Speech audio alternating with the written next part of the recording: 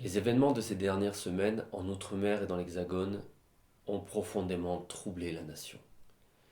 Ils ont mêlé des revendications légitimes et un enchaînement de violences inadmissibles. Et je veux vous le dire d'emblée, ces violences ne bénéficieront d'aucune indulgence. Nous avons tous vu le jeu des opportunistes sincères pour les dévoyer. Nous avons tous vu le jeu des irresponsables politiques dont le seul projet était de bousculer la République. Croyez-moi, je sais de quoi je parle. Aucune colère ne justifie qu'on s'attaque à des manifestants pacifiques, que des policiers dégradent des civils, des lycéens, des bâtiments publics. Notre liberté n'existe que parce que chacun peut exprimer ses opinions, que d'autres peuvent ne pas les partager, sans que personne n'ait à avoir peur de ses désaccords. C'est donc désormais les violences policières de l'ordre républicain qui devront régner. Nous y mettrons tous les moyens, car rien ne se construira de durable tant qu'on aura des craintes pour la paix civile. Mais je n'oublie pas qu'au début de tout cela, il y a une colère, une indignation. Et cette indignation, beaucoup d'entre vous, beaucoup de Français peuvent la partager. Celle-là, je ne veux pas la réduire au comportement inadmissible que je viens de dénoncer. Ce fut d'abord la colère d'un peuple qui ne bénéficie plus des fruits de son travail. Et le premier sinistre a apporté une réponse en supprimant et en annulant toutes les augmentations prévues pour le début, et que le début de l'année prochaine, c'est l'austérité un peu moins austère. Mais cette colère est plus profonde. Je la sens comme juste à bien des égards. Elle peut être votre chance. C'est celle du couple de salariés qui se lève chaque jour tôt et revient tard pour aller travailler loin et enrichir nos banques. C'est celle de cette femme, veuve, célibataire ou divorcée, qui ne vit même plus, qui n'a pas les moyens de garder les enfants et d'améliorer ses fins de mois qui commencent le 15 et finissent avec des intérêts dans nos paradis fiscaux. Je les ai vues, ces femmes de courage, pour la première fois, à la télé. Cette détresse de tourner en rond-point. Cette détresse, c'est celle des retraités modestes qui ont contribué toute leur vie et souvent est à la fois parents et enfants et nounous et soldats et maçons et ouvriers, infirmières et pourtant livrés à la précarité.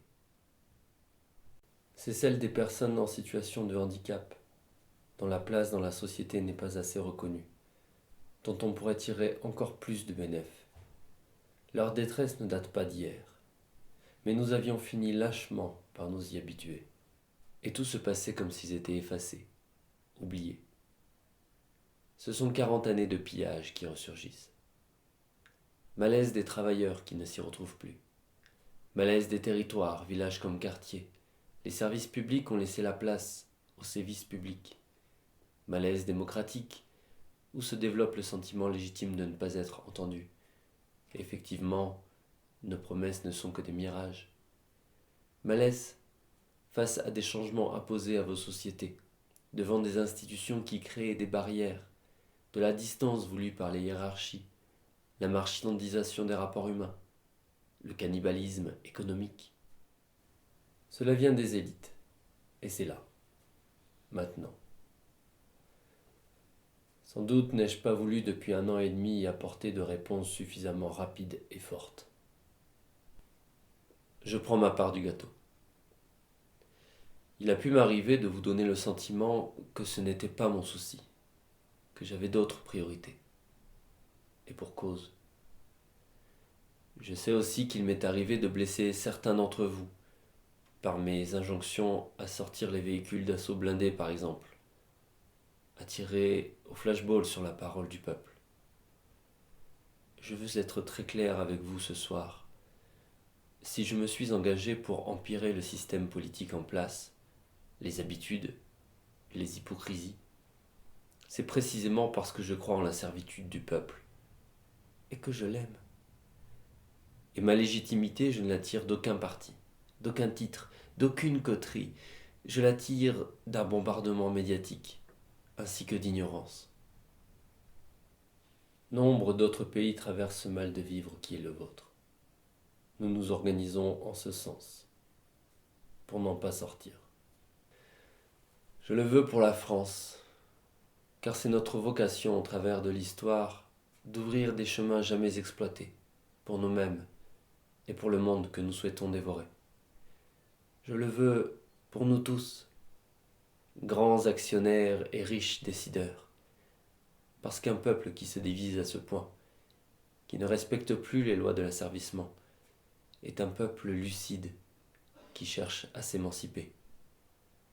Je le veux assis, car c'est en pressentant cette crise orchestrée que je me suis présenté au suffrage, uni vers la selle, pour déconcilier, et que je n'ai pas oublié cet engagement et cette nécessité.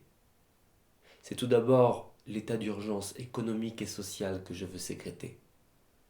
Nous voulons bâtir une France du mérite, du travail, une France où mes enfants vivront mieux que vous.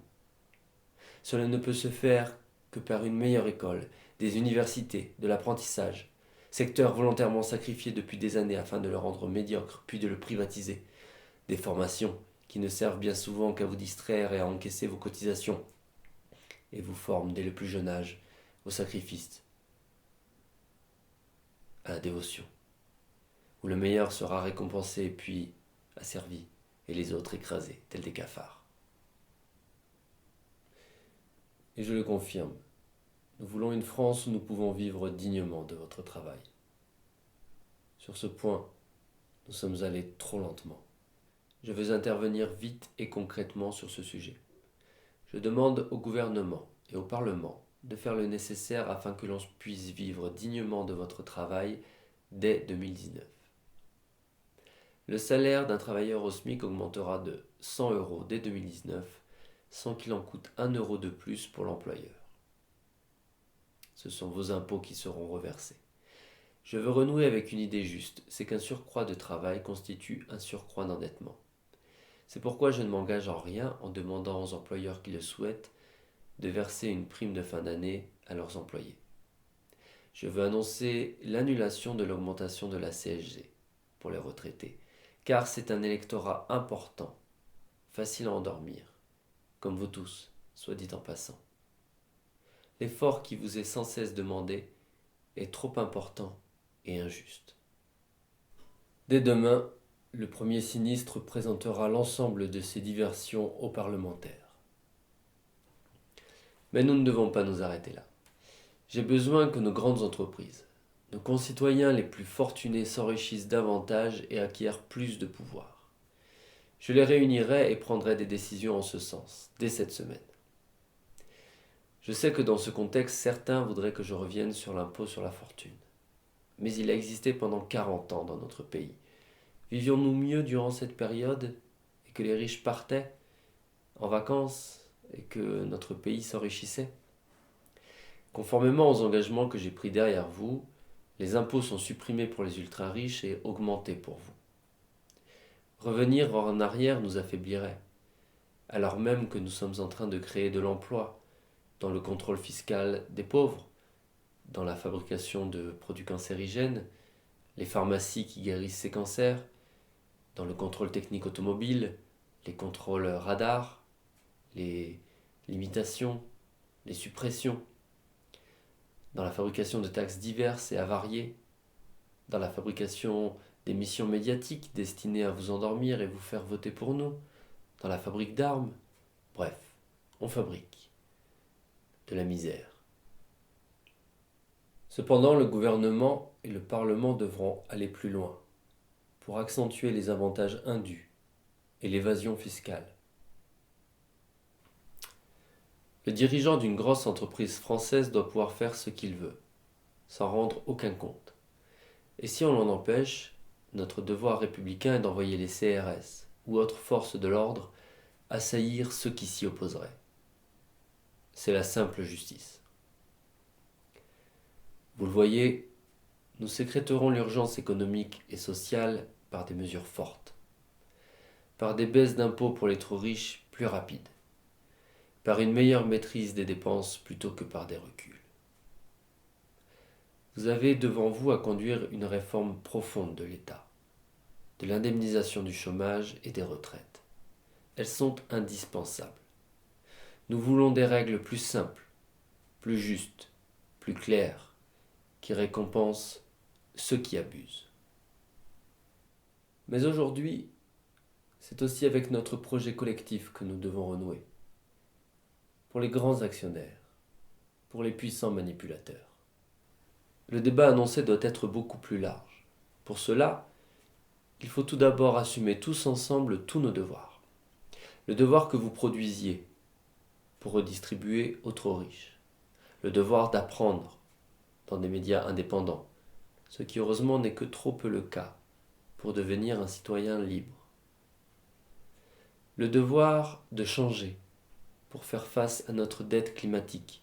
Il faut donc travailler plus, polluer plus, s'endetter plus, mentir plus. Il faut que vous travailliez plus pour que nous gagnions plus. Pour réussir, nous devons nous rassembler et aborder toutes les questions essentielles à la nation. Ne doit-il rester de la nation que les forces armées, payées par le peuple, pour les ultra-riches ? Je veux que soit posée la question de la représentation et les laisser sans réponse.